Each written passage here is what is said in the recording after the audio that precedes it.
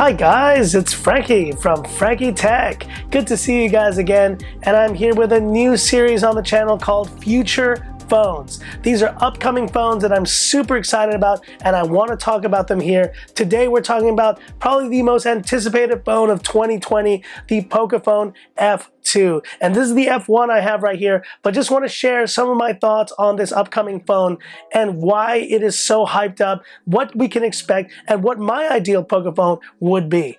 So we were left in the dark for a long period of time. There was speculation even that Pocophone would no longer exist, but we finally received news from Xiaomi India CEO Manu Kumar Jain, and he shared that Pocophone would finally be its own independent brand.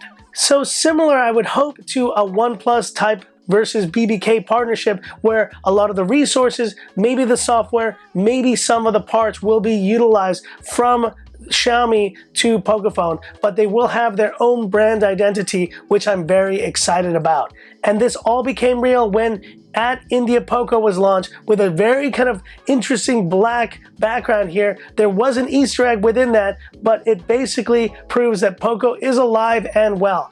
Now, we haven't seen much in the way of leaks and kind of rumors of what the phone will look like so far, but what we do have are some specs. Now, there were some alleged Geekbench scores floating around of about a Pocophone X2. Now, I thought those were pretty dubious to start, and I do think the Pocophone will actually score higher than those scores that were listed there. But what we do have now is recent listings for a supposed Pocophone F2 Lite. This version of the phone would be carrying a Snapdragon 765G and a 5,000 milliampere capacity. Now, those are big updates over this original Pocophone F1. At least in terms of battery, we'd look at a 1,000 increase over the 4,000 capacity of this phone. Now, I know a lot of you guys will be upset that they did not include a Snapdragon 865 in this phone's successor. That was really what made the Pocophone F1 such a terrific phone. Having the latest Snapdragon 845 at the time, a liquid cooling system, 8 gigs of RAM, 256 gigs of storage,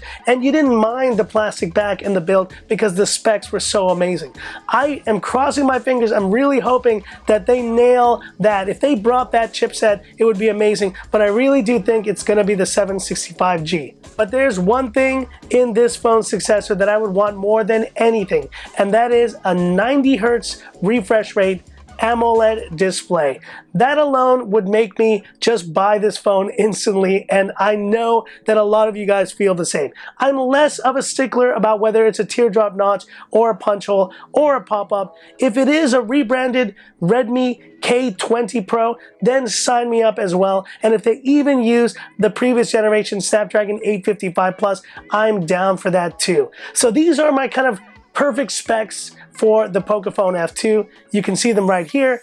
A 765G or a Snapdragon 855 Plus, 8 gigs of RAM, at least 128 gigs of storage with a maybe max of 256, 5,000 milliampere capacity, and a triple camera setup with a Sony IMX686 as well.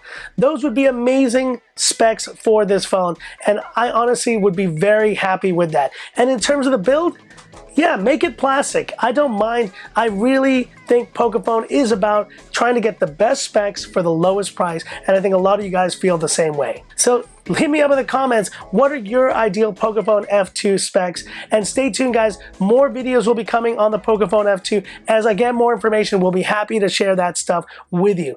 And shout out once again to all my supporters, all my OGs. Stay tuned for great content coming in 2020. If you like this video, give me that thumbs up. And if you love the content of Frankie Tech, subscribe to the channel, hit the bell icon for future updates.